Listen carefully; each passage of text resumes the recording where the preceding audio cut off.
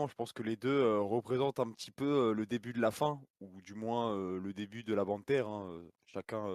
chacun utilisera l'expression qu'il souhaite avec ces 2 joueurs et à l'image de certains autres, hein, parce que là tu parles du mercato 2012-2013 mais quand je le vois sous les yeux, j'ai aussi par exemple un Gabi Mudingai, un Rocky, un Carrizzo, un Gargano, un Silvestre de Palerme. Ça montrait tout simplement aussi, je pense, que l'Inter avait vraiment dévié, en termes de trajectoire dans le sens où on le sait, hein, que cette bande terre elle est aussi liée à la gestion de l'après-triplette et qui n'a pas été très bonne, dans le sens où on a prolongé et on a peut-être surpayé des joueurs qui arrivaient en fin de